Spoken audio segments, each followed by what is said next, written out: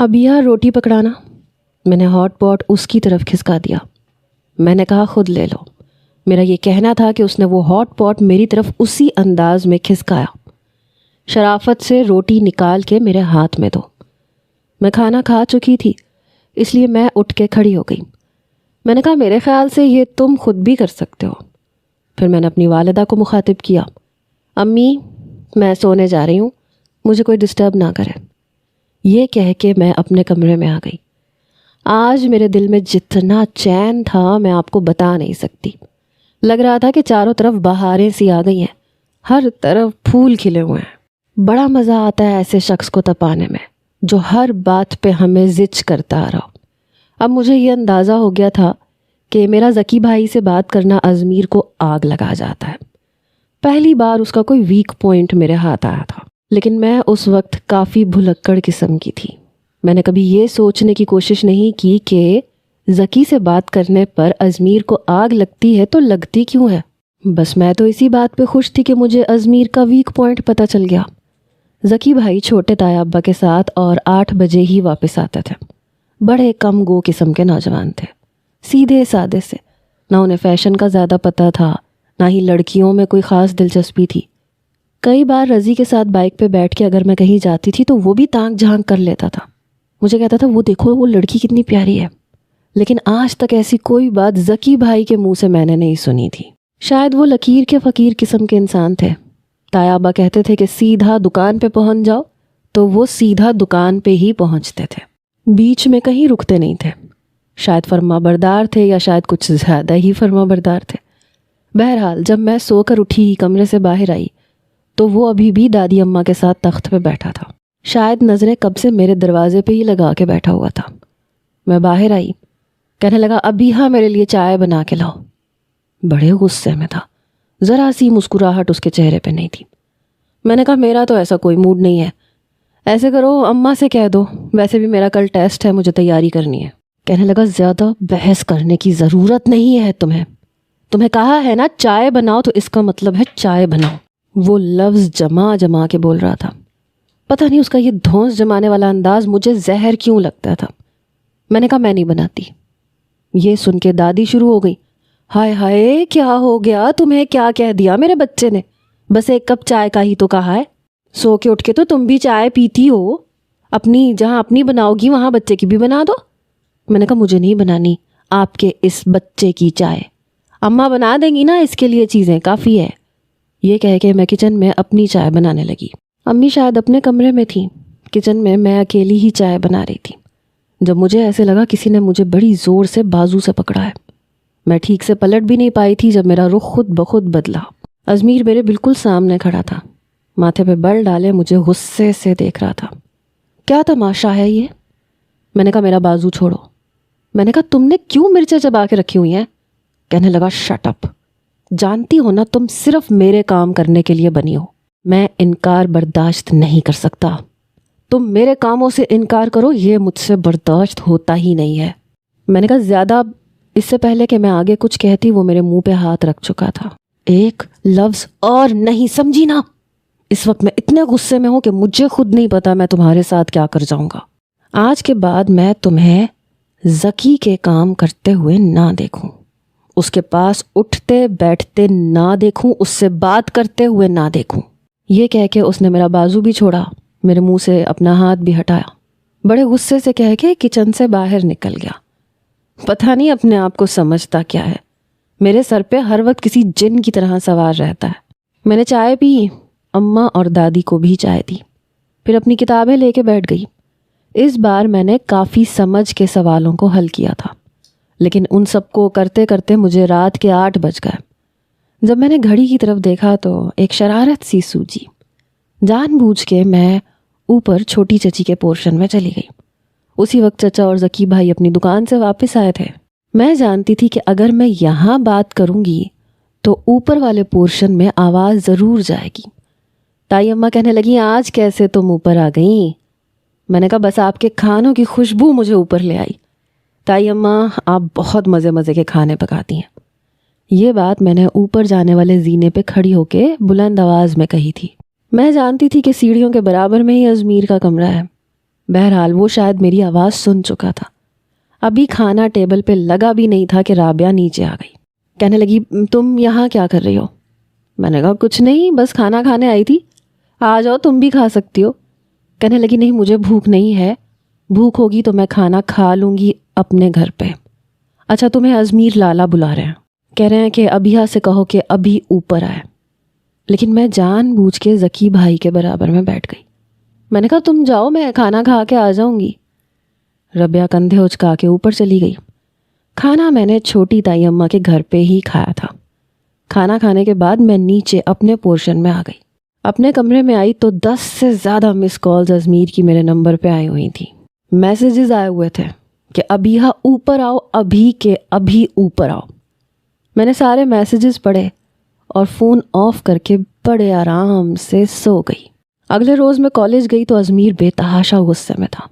آج بھی اس نے مجھے وائٹ بورڈ کے سامنے کھڑا کیا. 3 سوال دیے، میں نے تینوں ٹھیک کیے. پھر ایک سوال اس نے کافی مشکل دیا، میں چاہ کے بھی اسے حل نہیں کر سکی. اس نے پوری کلاس کے سامنے مجھے بہت برے طریقے سے ڈانٹا، یہاں تک کہ کہنے لگا کہ میں پڑھائی کے معاملے میں بہت اسٹرکٹ ہوں. اس نے ایک لڑکی سے اسٹیل کا اسکیل مانگا، مجھ سے کہنے لگا ہاتھ سیدھا کرو. اس کی اس قسم کی بات پہ میں اسے حیرت سے دیکھتی رہ گئی. تو اپنی جلن وہ یوں مٹانا چاہتا تھا. میں نے بھی کچھ نہیں کہا، اپنا ہاتھ اس کے آگے کر دیا. اس نے اسکیل 1 مارا لیکن بہت زور سے مارا کہ میرے ہاتھ پہ سرخ نشان پڑ گیا. میری آنکھوں سے ٹپ ٹپ آنسو بہے. مجھے دیکھ کے اس نے اسکیل زمین پہ زور سے پھینکا اور کلاس سے باہر چلا گیا. سب لوگ اس کے غصے پہ بالکل خاموش ہو گئے. کسی لڑکی کی آواز نہیں نکلی تھی. میں اپنے آنسو صاف کر کے نیلوفر کے برابر میں بیٹھ گئی. کچھ دیر بعد جب سب حیرت سے نکلے تو مجھ سے نیلوفر نے کہا یہ سر کو کیا ہوا؟ آج تک کبھی انہوں نے کسی لڑکی پہ ہاتھ نہیں اٹھایا، تمہیں کیوں مارا؟ اتنی بڑی غلطی تو نہیں تھی. اب میں نے نوٹ کیا ہے وہ ٹیسٹ ہمیشہ تم ہی سے لیتے ہیں. میں نے کوئی جواب نہیں دیا لیکن میں سسکیوں سے رو رہی تھی. اتنا درد مجھے ہاتھ پہ پڑے ہوئے اسکیل سے نہیں ہو رہا تھا جتنا اپنی اہانت پہ ہوا تھا. میرا جی چاہا کہ اس شخص کا حشر بگاڑ دوں. میرے دل میں پہلی بار اس کے لیے نفرت کا جذبہ پیدا ہوا. چھٹی ہو چکی تھی. میں سیدھا بس اسٹاپ پہ جا کے کھڑی ہو گئی. 2 منٹ کے بعد ازمیر کی بائک میرے سامنے کھڑی تھی. اس بار لہجہ قدرے نرم تھا. ابیہ بائک پہ بیٹھو، میں تمہیں گھر چھوڑ دیتا ہوں. میں نے بڑے غصے سے اسے دیکھا لیکن جواب نہیں دیا. 3-4 بار اس نے مجھ سے کہا لیکن میری مطلوبہ بس آ چکی تھی. میں بس پہ چڑھ گئی. بس کے ساتھ ساتھ وہ بائک چلا رہا تھا. میں اپنے گھر کے پاس والے اسٹاپ پہ اتری. تب بھی اس نے مجھ سے کہا کیوں تماشا بنا رہی ہو؟ میں نے کہا آپ یہاں سے جائیں ورنہ میں سچ مچ تماشا بنا دوں گی، سمجھے نا؟ میں پیدل ہی گھر تک آئی. وہ دھیرے دھیرے موٹر سائیکل چلاتا ہوا میرے پیچھے ہی داخل ہوا.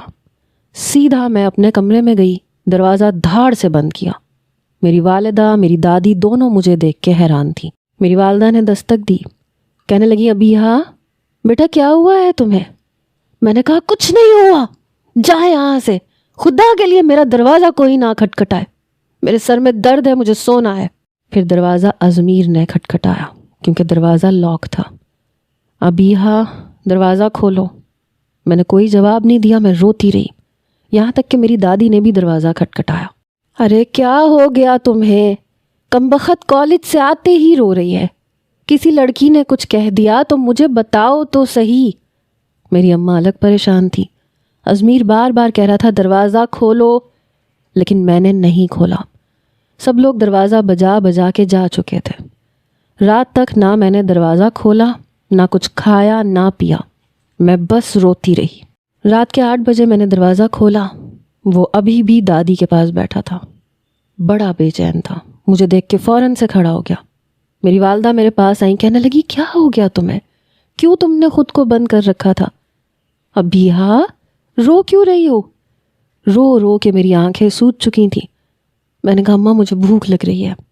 میں نے ازمیر کی طرف دیکھا تک نہیں. اپنی والدہ کے ساتھ ہی میں باورچی خانے میں چلی گئی. کھانا بھی وہیں بیٹھ کے کھایا. وہ کچن کے دروازے پہ کھڑا مجھے مسلسل دیکھ رہا تھا. کھانا کھاتے ہوئے بھی میری ہچکی بندھی ہوئی تھی، اتنا روئی تھی میں. کھانا کھانے کے بعد میری والدہ نے چائے کا کپ میرے پاس رکھ دیا. میں نے چائے بھی وہیں کچن میں بیٹھ کے پی. میں جانتی تھی کہ وہ کچن کے دروازے پہ کھڑا ہے، لیکن میں نے نہیں دیکھا۔ مجھے اس کی طرف دیکھنا ہی نہیں تھا، زہر لگتا تھا وہ مجھے۔ اتنی نفرت شاید مجھے اس سے پہلے کبھی نہیں ہوئی تھی جتنی آج محسوس ہو رہی تھی۔ پھر وہ کچن کے دروازے سے ہٹ چکا تھا۔ میری والدہ میرے پاس بیٹھ گئی، کہنے لگیں کیا ہوا ہے؟ میں نے کہا کچھ نہیں۔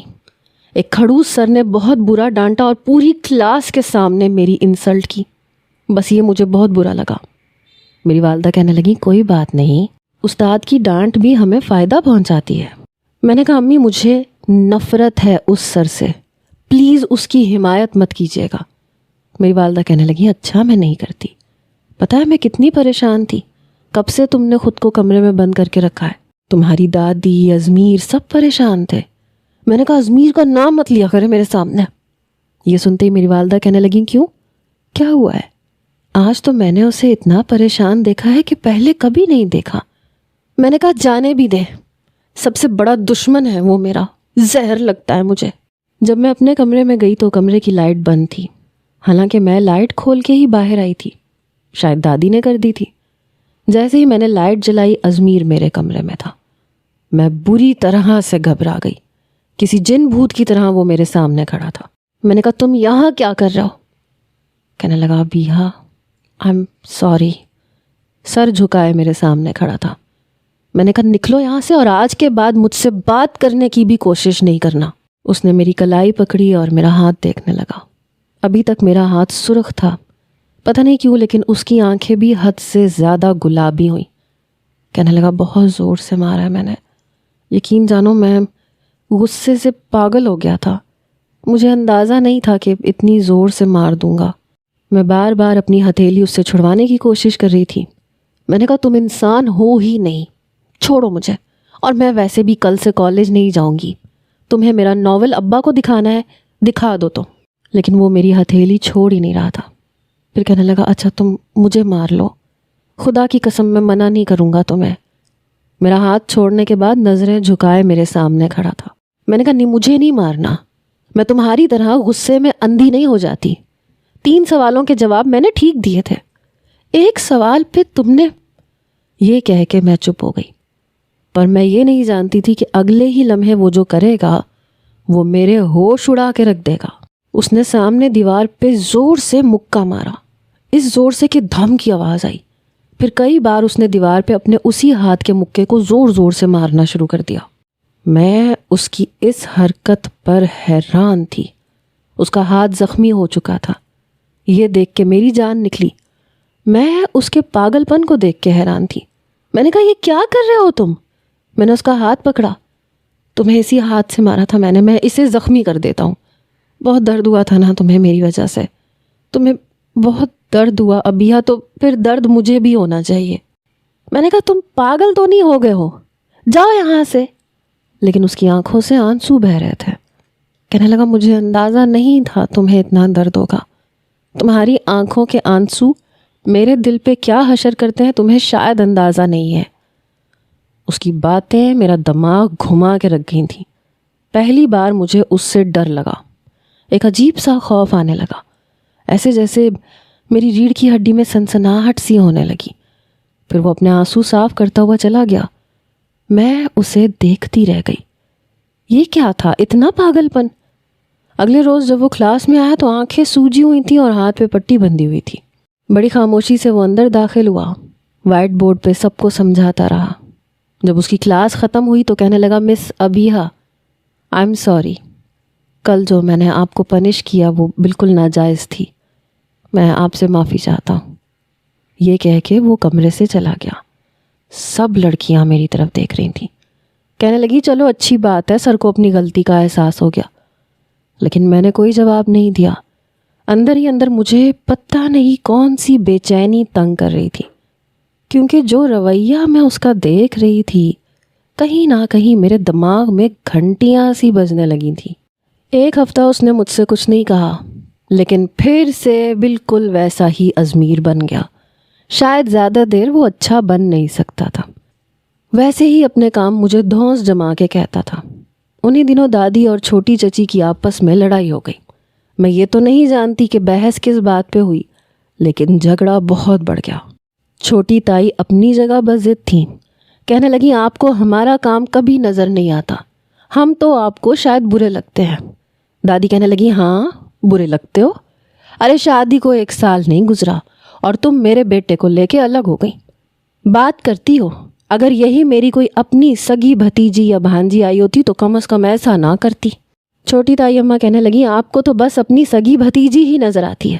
ہم دونوں غیر برادری سے کیا آ گئی, ہماری ساری خوبیاں آپ کی نظر میں ختم ہو گئی. میری دادی کہنے لگی زیادہ اکڑ ہے تمہیں تو چلو میرے گھر سے نکلو باہر بیوی, اپنے الگ انتظام کرو, ورنہ مجھ بڑھیا کی کڑوی کسیلی تو تمہیں یہاں سننی پڑیں گی. چھوٹی تائی کہنے لگی آپ نے اس کے علاوہ اور کیا ہی کیا ہے, ساری زندگی باتیں ہی تو سنائی ہیں.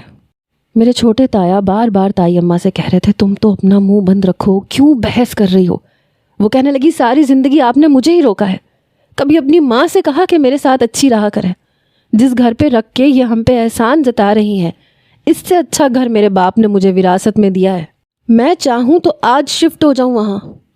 واقعی ان کے ابا کی وراثت سے انہیں ایک گھر ملا تھا جسے انہوں نے کرائے پہ چڑھا رکھا تھا. دادی کہنے لگی ہاں تو دفع ہو جاؤ یہاں سے, تمہیں کس نے کہا ہے کہ یہاں پہ رہو, جاؤ جا کے اپنے باپ کے گھر پہ رہو. بہرحال جھگڑا اتنا بڑھ گیا کہ چھوٹے تایا کو تائی امی اور زکی اور رضی کو لے کے وہاں سے جانا پڑا. ایک بار بھی دادی نے جھوٹے منہ نہ بیٹے کو روکا نہ پوتوں کے سر پہ ہاتھ رکھا, کچھ نہیں کیا, منہ بنا کے اپنا رخ پھیر کے بیٹھی رہی, شاید اس لیے کہ ان کے لیے سب کچھ ازمیر تھا. البتہ چھوٹی تائی اماں سے لگ کے بہت روئی کیونکہ وہ مجھ سے بہت محبت کرتی تھی. جاتے ہوئے کہنے لگی یہ نہ سمجھنا کہ تم سے رشتہ ٹوٹ گیا, بیٹا آتی جاتی رہنا. میں نے کہا جی کیوں نہیں. پھر میری تائی میری اماں کے گلے لگ کے بہت روئی. کہنے لگیں دیکھ لیا شہناز, اماں نے ایک نظر نہیں ڈالی. چلو میں تو غیر تھی, سگے بیٹے تک کو نہیں کہا کہ رک جاؤ. مجھے تائی اماں کے جانے کا بہت افسوس تھا. گھر سونا سونا سا لگ رہا تھا, عجیب سی اداسی سوار تھی. اوپر کے دونوں پورشن تائی اماں کو مل چکے تھے. چھوٹی تائی کے جانے پہ ربیہ بھی بہت اداس تھی. گھنٹوں میرے پاس آ کے بیٹھ جاتی, باتیں کرتی رہتی. دادی اماں نے اچھا نہیں کیا, جان بوجھ کے میری ماں کو زیادہ اہمیت دیتی ہیں اور یہ بات غلط ہے. سب ایک ہی گھر میں رہتے تھے تو کتنا اچھا لگتا تھا, گھر میں کتنی رونق تھی. میں نے بھی گہری سانس لی. میں نے کہا تم ٹھیک کہہ رہی ہو, دادی اماں کو پتہ نہیں تمہاری امی سے اتنا پیار کیوں ہے, حالانکہ خدمت میری امی بھی کرتی ہیں. ربیہ کہنے لگی یہی تو بات مجھے سمجھ میں نہیں آتی, تینوں بہویں ہیں تو تینوں کے ساتھ یکساں رویہ رکھنا چاہیے. ابیہ شاید تم یقین نہ کرو لیکن میری اماں نے کئی بار دادی سے کہا ہے کہ مجھے اتنی زیادہ اہمیت نہ دیا کریں, نہ میرے بچوں کو زیادہ اہمیت دیں. اماں جی باقی بھی آپ کی اولاد ہیں, آپ کی بہویں ہیں, آپ کے پوتے پوتیاں ہیں, آپ ان سے بھی پیار کیا کریں. لیکن تم تو جانتی ہو نا دادی کی عادت کو, جس پہ مہربان ہوتی ہیں ہوتی چلی جاتی ہیں اور جو انہیں برا لگ جائے وہ لگتا ہی چلا جاتا ہے. شاید ربیہ کی بات کافی حد تک درست تھی. انہی دنوں میرے فرسٹ ایئر کے پیپرز اسٹارٹ ہو گئے. میرے لاکھ انکار پہ بھی ازمیر میری مدد کرتا تھا. زبردستی میرے کمرے میں آ کے بیٹھ جاتا تھا اور مجھے سمجھانے لگتا, پیپرز کی تیاری کرواتا. میرے فرسٹ ایئر کے پیپر بہت اچھے ہوئے, میری توقع سے کہیں زیادہ اچھے. جب میرا اے گریڈ آیا تو چھوٹی تائی اماں نے مجھے اپنے گھر بلایا اور رضی کو ہی لینے کے لیے بھیجا. میں نے بس اپنی والدہ سے پوچھا اور رضی کے ساتھ اس کے گھر چلی گئی. چھوٹی تائی اماں کے ساتھ خوب باتیں کی, شام کی چائے بھی پی, رات کا کھانا کھایا. اس کے بعد رضی مجھ سے باتیں کرنے لگ گیا. وقت کا پتہ ہی نہیں چلا. رات کا 1 بج گیا جب میں نے گھڑی دیکھی. میں نے کہا اتنا وقت ہو گیا رضی, مجھے چھوڑ کے آؤ. کہنے لگا رات کا 1 بج گیا ہے, صبح چلی جانا, میں تمہیں ڈائریکٹ کالج اتار دوں گا. میں نے کہا میرا یونیفارم گھر پہ ہے.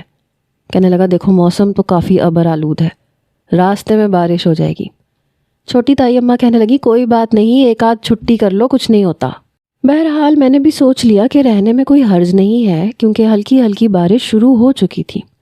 میں نے اپنی والدہ کو فون کر کے بتا دیا کہ میں رات کو چھوٹی تائی اماں کے گھر پہ ہی رکوں گی. لیکن میرے نمبر پہ کچھ دیر بعد ازمیر کی کال آئی. میں نے فون اٹھایا. میں نے کہا کیا ہے؟ کہنے لگا رات کا 1 بج رہا ہے, واپس کیوں نہیں آئیں تم ابھی تک؟ میں نے کہا موسم ٹھیک نہیں ہے, ہلکی ہلکی بارش شروع ہو چکی ہے, ہو سکتا ہے تیز بھی ہو جائے. میں آج تائی اماں کے گھر ہی رک جاؤں گی، ویسے بھی امی نے پرمیشن دے دی ہے۔ وہ کہنے لگا وہ کون ہوتی ہیں پرمیشن دینے والی؟ تم نے مجھ سے اجازت مانگی ہے کیا؟ میں نے کہا تم کون ہوتے ہو؟ تم سے میں کس چیز کی اجازت مانگوں؟ دیکھو میرے بڑے بھائی بننے کی کوشش مت کیا کرو، تم ربیہ کے لالا ہو، میرے نہیں۔ میری بات سن کے ہنسنے لگا۔ اجازت دینے والا صرف بڑا بھائی نہیں ہوتا، اور بھی کوئی ہو سکتا ہے۔ میں نے کہا مثلاً کون؟ اتنی انجان ہو تمہیں نہیں پتا؟ اتنے رومانٹک ناول پڑھتی ہو، اتنے رومانٹک سین پڑھتی ہو، تمہیں نہیں پتا؟ میں نے فون بند کر دیا۔ بڑا ہی کوئی بے شرم انسان ہے۔ میں نے ابھی بھی سوچنے کی کوشش نہیں کی، یا شاید میں اس کے بارے میں اس انداز میں سوچنا چاہتی ہی نہیں تھی۔ ازمیر کہنے لگا میں تمہیں لینے آ رہا ہوں۔ میں نے کہا واٹ؟ پاگل واگل تو نہیں ہو گئے ہو؟ کہنے لگا میں آ رہا ہوں، تم تیار رہنا اور میں انکار نہیں سنوں گا۔ انکار کرو گی تب بھی تمہارا ہاتھ پکڑ کے تمہیں واپس لے کے آؤں گا۔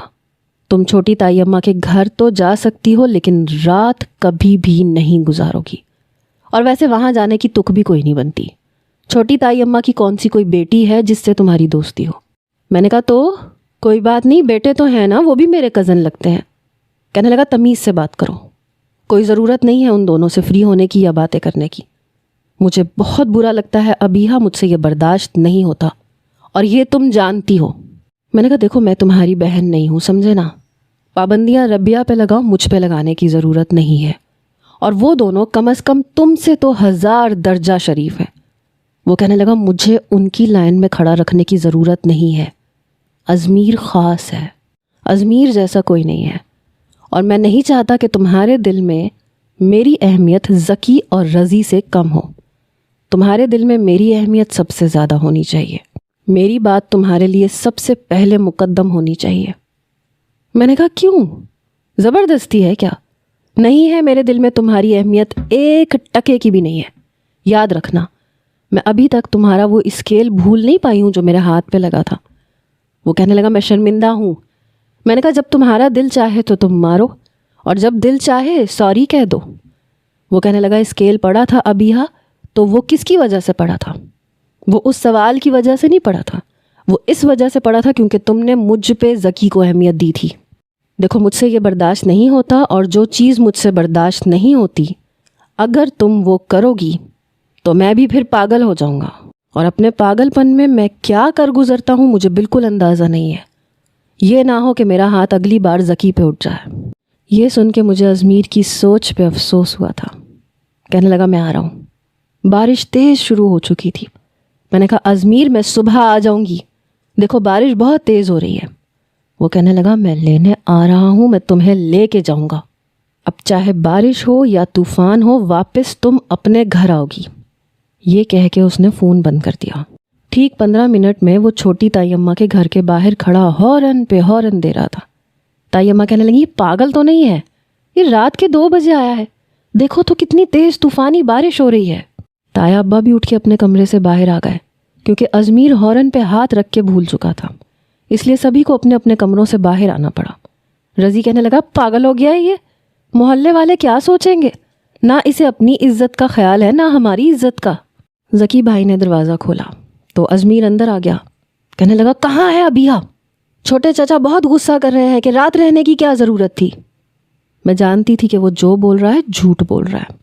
تائی اماں کہنے لگی تو وہ کسی غیر کے گھر میں تو نہیں ہے، اس کا اپنا گھر ہے۔ ازمیر کہنے لگا یہ اس کا گھر نہیں ہے چچی، یہ آپ کا گھر ہے، ابیہا کا گھر وہ ہے جہاں میں اسے لے کے جا رہا ہوں۔ میں کمرے سے باہر آئی۔ میں نے کہا میں اتنی تیز بارش میں تمہارے ساتھ نہیں جاؤں گی، میں نے کہا تو ہے کہ میں صبح آ جاؤں گی۔ کہنے لگا رات تو میں تمہیں یہاں کسی قیمت پہ نہیں رکنے دوں گا، چلو میری بائک پہ پیچھے بیٹھو۔ حالانکہ چھوٹے تایا ابا نے بھی اسے منع کیا، لیکن بہت ضدی تھا۔ مجھے واپس گھر لے کے آ کے ہی اسے سکون ملا۔ ابھی میں اپنے کمرے میں انٹر ہوئی ہی تھی جب ایک بار ازمیر پھر میرے کمرے میں آیا۔ کہنے لگا مجھے چند روز کے لیے دوسرے شہر جانا ہے۔ میں نے کہا تو جاؤ، مجھے کیوں بتا رہے ہو؟ کہنے لگا ایسے ہی، اگر دل چاہے تو میرے لیے اداس ہو جانا۔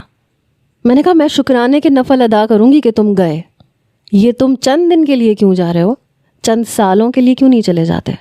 کہنے لگا وہ بھی جاؤں گا، لیکن شادی کے بعد اپنی بیوی کے ساتھ۔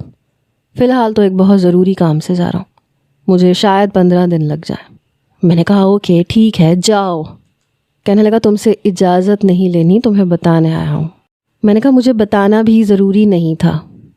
کہنے لگا کالج سے لیو لے چکا ہوں. پتہ نہیں کیوں میرا ہاتھ پکڑ کے بیٹھ گیا. میں نے کہا یہ کیا کر رہے ہو، ہاتھ چھوڑو میرا. کہنے لگا میں تمہیں بہت یاد کروں گا، تمہیں بہت مس کروں گا. میں نے کہا تمہارا مسئلہ کیا ہے، میرا ہاتھ چھوڑو. میں نے اپنا ہاتھ کھینچ کے اس سے چھڑوایا. وہ پھر اٹھ کے کھڑا ہو گیا، گہری سانس لے کے کہنے لگا میں تمہیں روز کال کروں گا اور تم روز مجھ سے بات کرو گی، سمجھی نا. میں نے کہا تم جاؤ تو، بعد کی بعد میں دیکھی جائے گی. وہ جا چکا تھا. مجھے ایسے لگا جیسے میں بہت پرسکون ہو چکی ہوں، لیکن شاید میری قسمت میں زیادہ سکون نہیں تھا. میرے ہوش اس وقت اڑے جب بڑی تائی اماں چند روز کے بعد ہی دادی کے سامنے بیٹھی تھیں. میری والدہ، میرے والد، یہاں تک کہ بڑے تایا ابا بھی وہاں موجود تھے. چھوٹے تایا ابا اور تائی کو بھی بلایا گیا تھا. مجھے شاید دلچسپی نہ ہوتی لیکن مجھے لینی پڑی کیونکہ بات میرے رشتے کی ہو رہی تھی. ہوش میرے اس وقت اڑے جب دادی اماں نے یہ کہا کہ یہ تو شروع سے ہی طے تھا، ابیہا میرے ازمیر کی امانت ہے. پھر تائی اماں سے کہنے لگیں تم جب چاہو رسم کرنے آ جانا. یہ سننا تھا کہ میں چپ نہیں رہی، حالانکہ ربیہ میرے برابر میں ہی بیٹھی تھی. میں نے کہا مجھے ایسا کوئی رشتہ منظور نہیں ہے.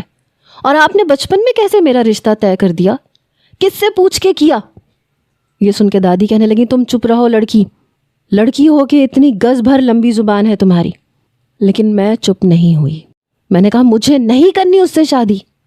یہ سن کے میرے ابا کہنے لگے بیٹا اگر تمہیں منظور نہیں ہے تو پھر ہم زبردستی نہیں کر سکتے، لیکن بات یہ ہے کہ شادی ہم خاندان میں ہی کریں گے اور خاندان میں بس 3 ہی لڑکے ہیں. چھوٹے تایا کہنے لگے رضی کی بات ربیہ سے طے ہے، کیا اس کو ہم پکا سمجھیں یا ربیہ کو بھی کوئی اعتراض ہے؟ ابھی بتا دو ربیہ. لیکن ربیہ نے کوئی اعتراض نہیں کیا.